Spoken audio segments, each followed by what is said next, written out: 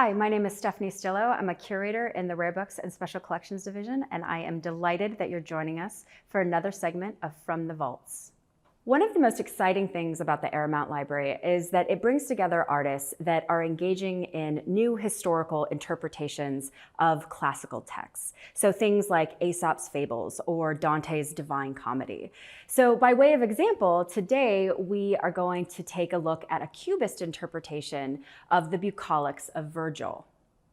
So Virgil is one of those great authors that has been around for centuries. So you can talk about Virgil in the 5th century, you can talk about him in the 15th century, and you can talk about him in the 20th century.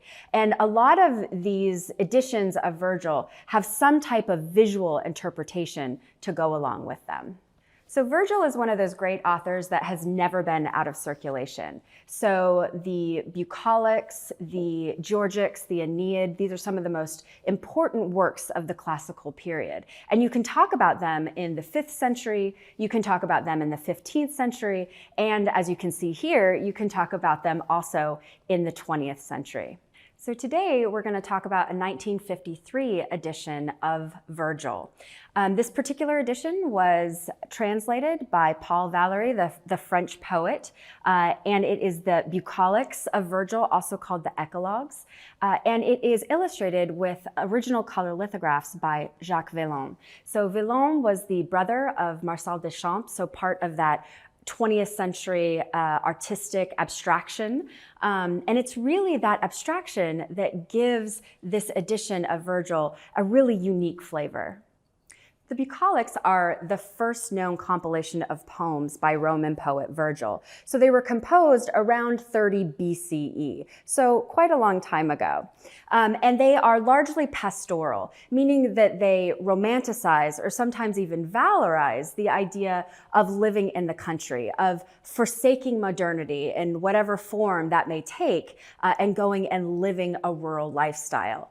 And so that's what we see captured throughout many of the illustrations by Jacques Villon. So here we have several examples of Villon's exciting use of color. So here we have the representation of Virgil's golden age, this wonderful age where peace reigns and there's no predatory animals or poisonous plants. It's this wonderful, beautiful age of happiness. And we see the colors that truly represent that within this image of people lounging in the garden.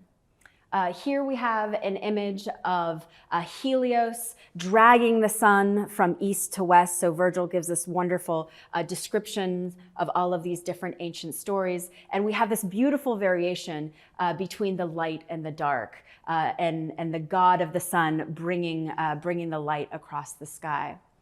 This is one of my favorite illustrations for the Bucolics by Villon, because Villon really challenges himself to capture the pastoral romance that's posited by Virgil. And that's really what we see here. We have this beautiful countryside, this sprawling countryside, and these beautiful mountains that have Villon's very characteristic geometric forms. And it has this almost blossoming character to it. You really see this image unfold into a beautiful, almost mural expanse. So one of the great ways to explore the creativity of Villon's illustration is through historical comparison.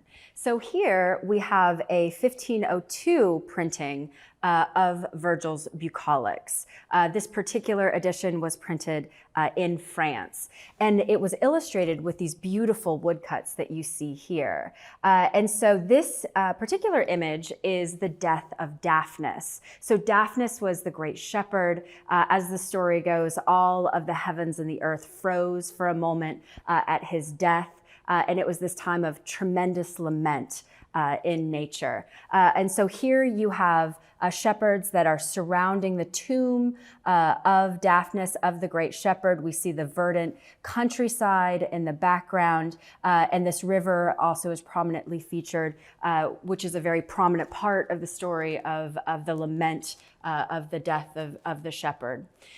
So now we can move to Villon's illustrations and witness his creativity a little bit more. So we have this wonderful blue background here, very likely indicative of the river that we saw before. We have the tomb in the background also, again, in this abstracted form, but definitely still there. We have these great figures also that are almost character studies of the various stages and positions of lament, and that are quite extraordinary and very personalized. One of the things that I really love about this particular image of the death of Daphnis is that I feel like Villon takes his interpretation a step further. So we have the blue here that represents that terrestrial plane, but important part of the story is that the stars also wept for the death of the shepherd. And so Villon includes this black strip here, suggesting this additional plane that is also part of this lament and these figures. Thank you for joining us for another segment of From the Vaults. I hope you will join us next time to explore more treasures from the Airmount Library and books from the Rare Books and Special Collections Division.